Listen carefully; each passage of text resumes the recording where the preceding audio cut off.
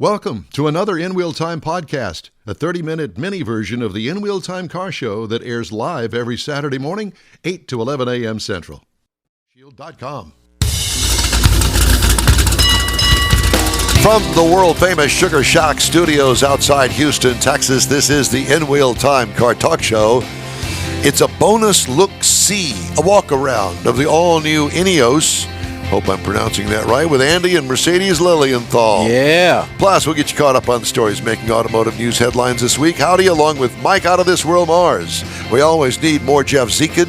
I'm Don Armstrong. Glad that you could join us. All right, let's get up to the north. I assume the Northwest. That's where they usually live, but I don't know where this Ineos dealership is.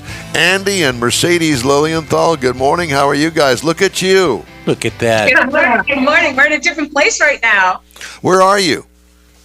We are at Ron Tonkin Gran Turismo in Wilsonville, Oregon, which is the Ineos dealership for the area. Wow. Well, that's a fancy dealership there. I like it. All right. So did I pronounce it right? Ineos? Yes. Ineos Grenadier is the name of the vehicle. Ineos Automotive is the name of the manufacturer. Okay. Well, I'm a little bit paranoid because, I really messed up your vehicle when we first met. And I gave it a name that really wasn't appropriate for children under, 20. So I wanted to make sure that I got it right. That's what I thought that it was. So we want to do the walk around. We want to see what it is.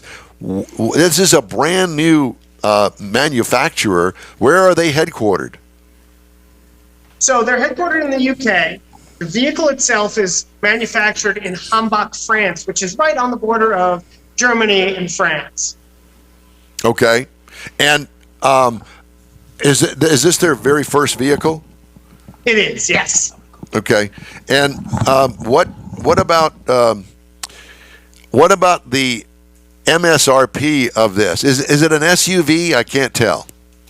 Yeah, it is an SUV. It's a body on frame, solid front rear axle. This model, the Trial Master, is triple locked front, center, and rear differential lockers. It's very, very capable off-road. It is a four-door SUV with a barn door style rear door configuration. So is it kind of competing against the Land Rover? The whole impetus behind this vehicle was the owner, Sir Jim Radcliffe, wanted basically to make a new Defender, so he decided to. And this is his interpretation of that vehicle. Interesting. And the Trial is the most ruggedized version of it, and the MSRP here in the U.S. starts, I believe, depending on how you configure it, around $79,000 USD. I got you. So it really does compete head-to-head with Land Rover's counterpart to that. Yes. Yeah, interesting. Now, is this an electric vehicle? No, not yet. So this vehicle is powered by a 3-liter inline-six BMW power plant. It's a turbocharged twin-scroll turbo. It's an engine that is proven by BMW. It's actually the same engine that's in the Toyota Supra. So it's retuned. But it is a proven power plant. It's not some brand new fangled technology. No need to reinvent the wheel. Interesting. Okay, well, that's not unusual for especially a startup manufacturer to go to an engine supplier of some sort, and I would imagine that inline-six cylinder puts out some pretty good torque and power. Yeah, it does. The Ineos weighs just a tick under 6,000 pounds, but it does move out pretty well. I've driven it just a couple of hours, and I never felt like, come on, go. It had plenty of grunt, especially down low, which is where we wanted in that SUV. Yeah. Now, I would assume that it's geared right as well. Is it an automatic transmission or is it a manual or both? It is. It's an automatic. It's a ZF transmission. It does have a legitimate 2-speed transfer case. So the axles are 410s. They're supplied by a company called Carrero out of Italy. They make a lot of agricultural tractor axles. Like for John Deere. Again, proven company. But it's got 4 high, 4 low, and then it's got those diff lockers as well. So it's definitely going to tackle anything we need to take it on for sure. Now the lockers on the axle, do you have to get out of the vehicle to engage them, or can you do it from inside? You can do it from inside. So basically, there's an off-road mode. So you would put it in off-road mode. You'd put the transmission in neutral. and then you go ahead and put it in manually, move it into the forward low position, and then you have overhead switch panel, and then you can select your rear locker, then your front locker, etc. So the interesting thing about the Grenadier is it is mechanical when necessary and electric when they need to be also. So it's not totally plumb full of a million ECUs. It's only as many as they need. So you still have manual four-wheel drive engagement. It's not a dial that could possibly fail out in the field. Right. How does it ride down the freeway?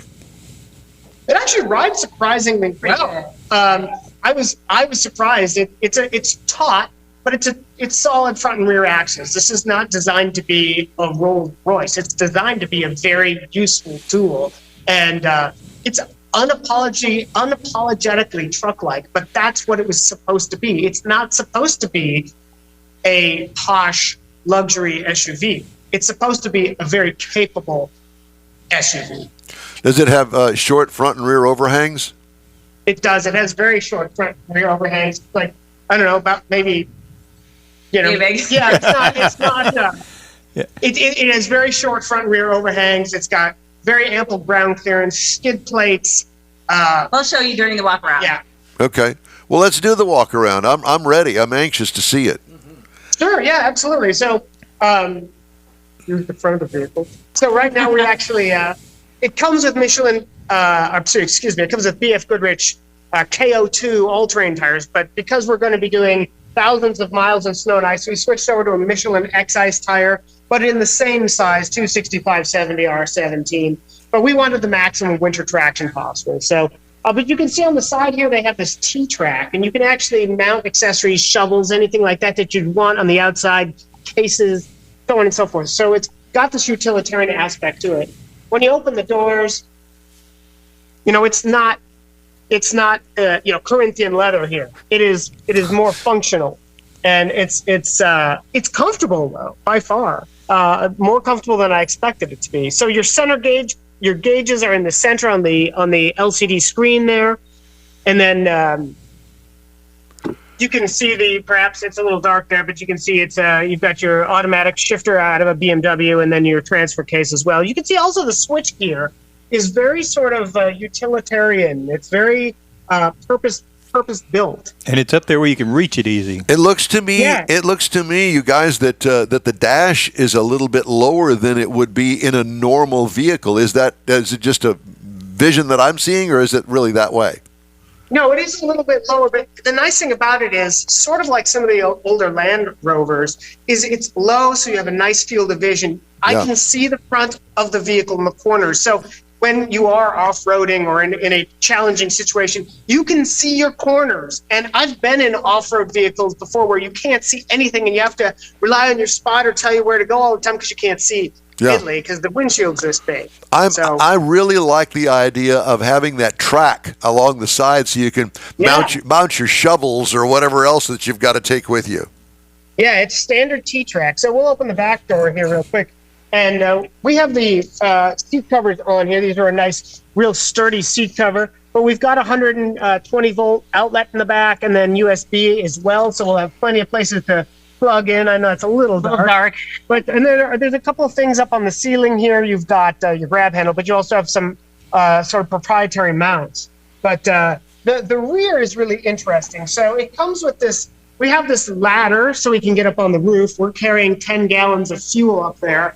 So we don't run out of fuel, or I'm less worried about us, but other people sometimes will run out of fuel, and we're going to carry 10 gallons of fuel with us up there. So you can see this is like an 80-20, 70-30. I'm not exactly sure the ratio, but you can see how this opens like barn door. We've got some of our recovery gear from Factory 55 in here. And you may be wondering why there's coolant in here. Well, the fact of the matter is when we're going up to an area that can sometimes see 60 below zero, we decided to swap the coolant mix out for a little bit colder mix. So from the factory, it's about 36 below zero Fahrenheit.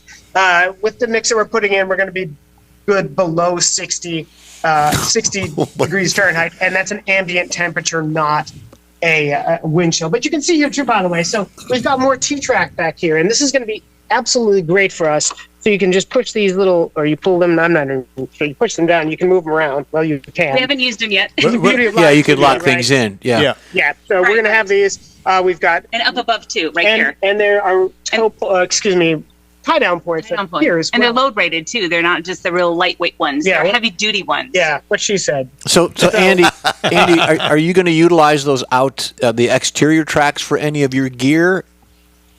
Will you utilize those? We probably won't. So being the temperatures and whatnot that it's going to be, that stuff's going to get completely covered in snow and ice and salt and all that stuff. So we'll have plenty of room here. So plus which we have this roof rack. So this is a Rhino rack that came from the company. It's from Ineos, I should say. They partner with Rhino Rack. So this is a full length roof rack. We've got our max tracks up there. We'll have our 10 gallons of fuel, and that's also a Rhino Rack double jerry can holder. So we'll be utilizing the rack and then the interior tie down points. So does Ineos did they actually have an accessory package that you can buy, or accessories that will fit this thing?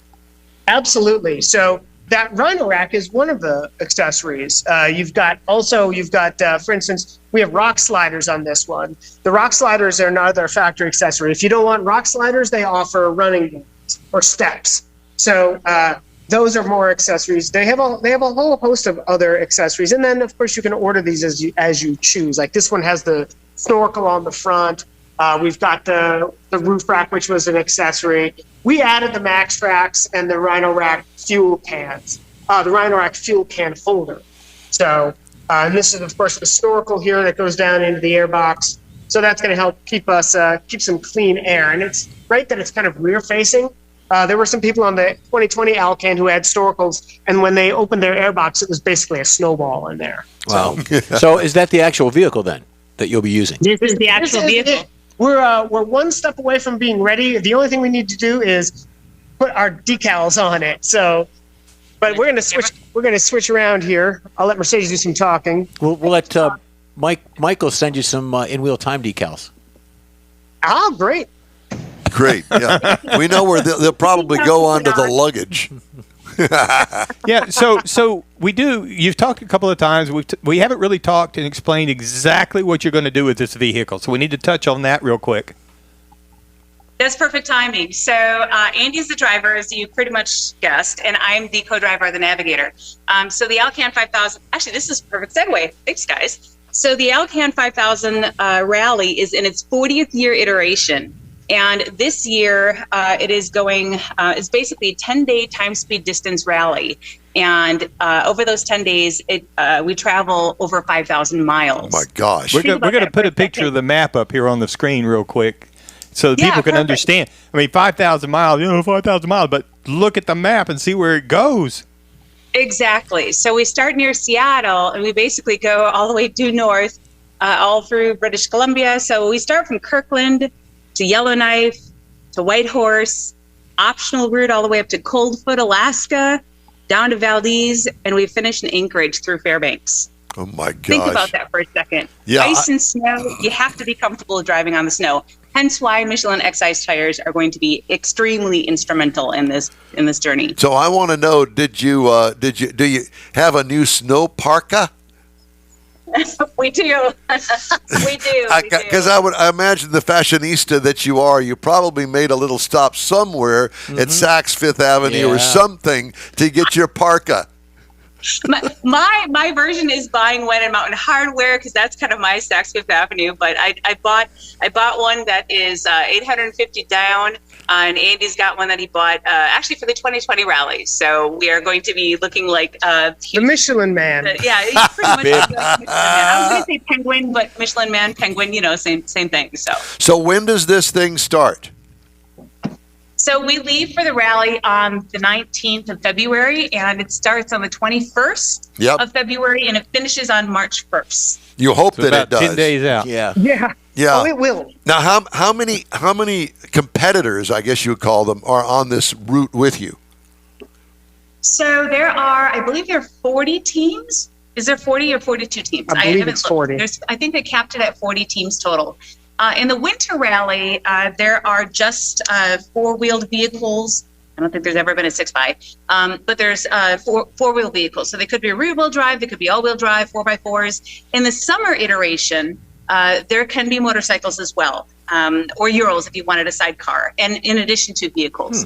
So the Alcan 5000 Rally is like the Olympics. It has the same type of cadence. So it's the winter, then 2 years, then the summer, then 2 years, then the winter. Gotcha. Yeah, that's good. All right. Now I have to ask, with all of these competitors, I mean, what do you think your chances are of actually winning? There are people that rally this for decades and don't ever win or podium. We need to finish, and we want to finish strong. That's our goal.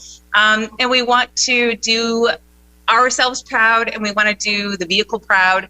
Our main job as journalists is to review the vehicle and to make sure that we're safe, that everybody around us is safe, test the vehicle, and push ourselves as ralliers.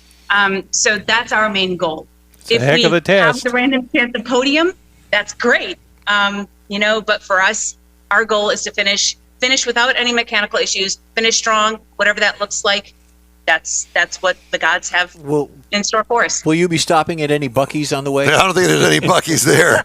I have to ask: Are you guys? I forgot my question. No, I didn't. How can we follow you guys? So you can follow us via crankshaftculture.com or Crankshaft Culture via social media. Myself, as being the co-driver, I will have time, several hundred miles of time to, when I have service, to be able to load social stories as they happen. So my plan, again, is to do daily reels of how things happen. And then also via our own social media. Andy, you've got something to add? I was just going to say, we're at Crankshaft Culture on Instagram and Facebook. We're at Crankshaft Cult on Twitter. Yep. When we post on there, we do have a YouTube channel and all the socials. And we'll have several different articles, several different podcasts, radio shows, things like that happening after the event. Very good. And I hope that we're one of the radio shows. Of course, you guys always are. Okay, well, thanks for that. Lars, we need to put a link on our website for them, so they can follow them through our website. So if one of you is driving, does the other one kind of like curl up and take a nap or get rest, or you more into the navigation? I have to say, from behind the camera, the driver has it easy. Mercedes is the navigator, and she's the one that is really going to know everything. The drivers all sit around the next morning and go, where are we headed today? Nobody knows. It's the navigators that always know where we're going. Like, this is the route book. It's 5,000 miles worth of this, and it's a whole host of directions and speeds and odometer readings. And Mercedes is going to be extremely busy the whole time.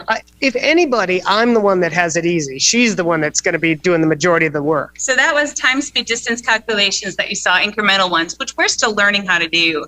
But as Andy drives, we have rugged radios that we are going to be using. I have two different sets. One is going to be for emergency communications, and then another is going to be for our buddy cars.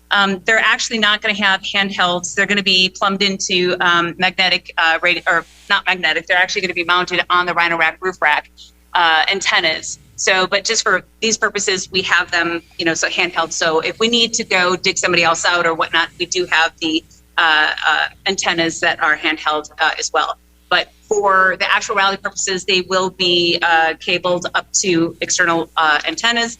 And then each person is required to have some type of in-reach satellite communications. We have an older Garmin GPS Map 66i that is in reach. So that's our satellite comms. So everybody is tracking. So we will be posting live tracking, which is really cool. So any of our audience, if you want to see all the rally cars, so far we are car number 15. That may change, but right now we're car 15. So if you wanted to see all the ralliers on a map and see us live as we're moving, you can see that. We'll post that link soon. I am so excited. I want to go with you. I can be your photographer. I don't know about that. The other people. I'm waiting for the Bahama 5000. Yeah, so that's the one I want. And Andy, That's not going to happen. one last question for Andy from me. What are you getting Mercedes for Valentine's Day, buddy? I'll get back to you on that. It's a surprise. I'm going to give him. Oh, my God. We love you guys. Thank you. Best of luck to you. And we'll be following you. And we'll hear from you, hopefully, when you finish the race. All right, that Thanks sounds so much, great. guys. Thank you. Thanks so much to both of you guys. All right. Well, Appreciate it. Yep. That is Andy and Mercedes Lilienthal. What a cool thing. It is very cool. Very cool. Yep. We absolutely love that. All right. They've been very good friends of ours for a number of years, and we followed them all the way, and it's just been a ton of fun. Mm-hmm. I want to take them to a party. I want to party with them. Do you? Yeah. It's like partying with the stars. Yeah. Yeah. That would be cool. Very, very, just well versed in the automotive segment, really. That they are. All right. Time now for a quick break. You're on the In-Wheel Time Car Talk Show. Thanks for riding with us today. We'd love to hear from you. Shoot us an email, info@inwheeltime.com. Back after this. Pro-Am Auto Accessories has been serving Houston's auto enthusiasts since 1984, providing world-class products for sports cars, European sedans, and American muscle. Pro-Am is known as the place to go to find exclusive and hard-to-find parts and accessories. Pro-Am is one of the very first distributors in the USA for brands such as Recaro, Redline, Momo, Corbo, and Simpson. Located in the heart of Houston's premier retail and service corridor, the Galleria area, Pro-Am's walk-in storefront includes an 8,000-square-foot warehouse, showroom, and installation bays. Pro-Am not only sells parts and accessories, but also offers installation and service. Pro-Am is now reaching a worldwide audience through Pro-Am.com, taking its local reputation to the rest of the world. At Pro-Am Auto, you'll be dealing with a small group of professionals who truly want to help you with your automotive needs. If you don't see what you're looking for on the website, call and Pro-Am will lend you a hand. Pro-Am Auto, 6125 Richmond at Green Ridge in Houston's Galleria area. Call them at 713-781-7755. Want to feel good about something special you did for someone special? In-Wheel Time and the original Lupi Tortilla group of Tex-Mex restaurants have joined together to help a very worthy cause, God's Garage, a Christian-based 501c3 charity. We know there are lots of places and organizations out there where you can donate a car, truck, or SUV, but we're asking you, our car enthusiast family, to consider donating to God's Garage. Visit godsgarage.org and learn about its mission, the women that have been helped, how each one is screened, and about their Restore You program. A car donation is an easy way to make a difference in the lives of others. God's Garage needs good operating vehicles, but will take all types in working and non-working condition. Make your heart and soul feel good by donating your gently used vehicle and help support single mothers, widows, and wives of deployed military at godsgarage.org. I really have been off today on my board work over here, and I apologize for that. Welcome back to the In-Wheel Time Car Talk Show. Got some stories I wanted to pass along to you. Lucid Motors says it's partnering with Saks Fifth Avenue to offer test drives at department stores and for marketing efforts through the luxury retailer's online platform. While EV startups such as Fisker and VinFast have turned to U.S. dealers in recent months to bolster sales, Lucid is taking a unique approach by partnering with Saks to promote the pricey Air sedan. And if you've seen one, you're going to go, wow, look at that thing. Yep. Additional elements of the collaboration include a dedicated Lucid landing page on Saks.com, content on its digital channels, and an event in the Saks Fifth Avenue store that's going to include actually the Houston, Texas location. Saks showcased Lucid's top trim Air Sapphire variant with a starting price of $250,000, including shipping. The base Air starts at $78,900. No markup in that. No. And let's see, what else do I want to do? Electric vehicle newcomer Rivian Automotive outscored EV sales leader Tesla in brand satisfaction, according to Consumer Reports. Tesla also fell behind brands that mostly sell gasoline vehicles, including BMW and Porsche. Rivian's top place finish came in its first year of consideration for brand satisfaction in Consumer Reports survey. Rivian has two models, the R1T pickup and the R1S crossover, both of which were highly rated by owners. Across the U.S. auto industry, Tesla is often at the top of the list in satisfaction metrics, such as brand loyalty, but it is starting to fall behind rivals with fresher products, according to analysts. Individual models that scored highly in the most recent survey include the Chevy Corvette at number 1, with 93% of owners saying they'd buy the car again. The Rivian R1T was in second place with 88% saying, yeah, I'd do it again. Mm-hmm. Amongst the least satisfying vehicles, There's a Nissan Altima with just 48% say they'd buy that thing again. Wow. Along with the Kia Forte with 47%, Mercedes-Benz C-Class 46%, and Volkswagen Taos with 38%. That's not good. I don't think I like what I bought. Ow. How much money did you pay for that? Buyer's remorse. I'll say. We've got another show coming up next week, and then the week after, we are going to be at Mars Hemi Hideout. The Hemi Hideout, yes. Yes. I should have put that on the events calendar. Maybe you should have. Yeah, that would have been a good thing. So that's our next remote that we're going to have. And if you'd like more information on that, go to hemihideout.com, and you could sign up to be there. Limited number of folks, $10 to get in. It's going to be that Saturday, the 24th, starting at 10:30 and going till 1 o'clock, so kind of the lunch hour. All right, we're going to finish up today's show right after this quick break. The original group of Lupi Tortilla restaurants will have you telling your family and friends just what the original recipes mean when it comes to the best fajitas in Southeast Texas. Founder Stan Holt invites you to visit the original Lupi Tortilla near I-10 and Highway 6. Here's the original house that inspired the design of all the rest and the original charm that helped make Lupi Tortilla the go-to destination for Houston Tex-Mex. Speaking of original, nothing can compete with the original lime pepper marinade that everyone will agree makes Lupi Tortilla award-winning beef fajitas the best anywhere.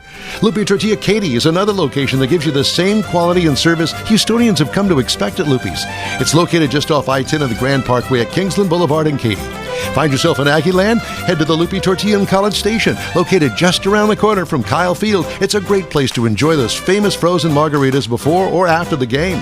Headed east to Louisiana, stop in at the Lupi Tortilla in Beaumont. It too's on I-10. You can't miss it. The original group of Lupi Tortilla restaurants invites you in for the best Tex-Mex anywhere. You own a car you love. Well, why not let Gulf Coast Auto Shield protect it? Houstonian John Gray invites you to his state-of-the-art facility to introduce you to his specialist team of auto enthusiasts. We promise you'll be impressed. Whether you're looking to massage your original paint to a like-new appearance, apply a ceramic coating, install a paint protection film, nano-ceramic window tint, or new windshield protection called ExoShield, Gulf Coast Auto Shield is where Houston's car people go. Curbed your wheels? Instead of buying new, why not have them repaired? How about a professionally installed radar detector? Gulf Coast Auto Shield does that too.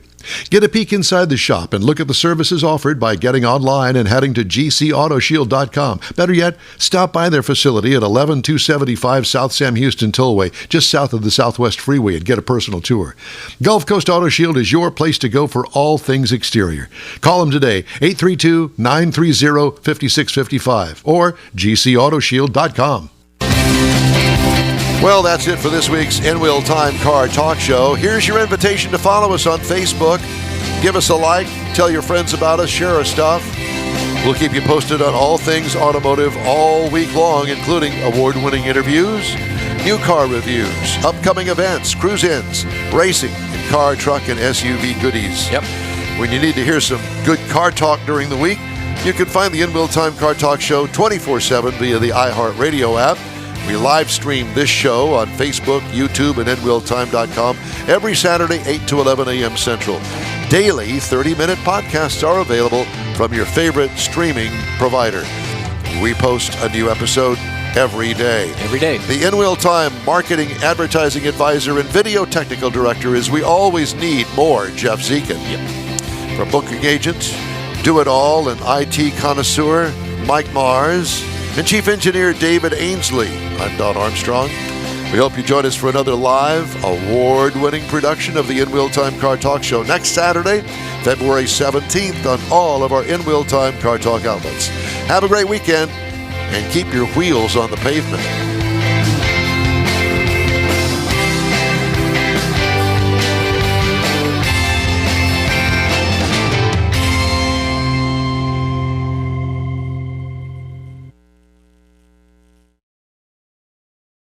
That's it for this podcast episode of the In-Wheel Time Car Show. I'm Don Armstrong, inviting you to join us for our live show every Saturday morning, 8 to 11 a.m. Central on Facebook, YouTube, Twitch, and our InWheelTime.com website. Podcasts are available on Apple Podcasts, Spotify, Stitcher, iHeart Podcast, Podcast Addict, TuneIn, Pandora, and Amazon Music. Keep listening, and we'll see you soon.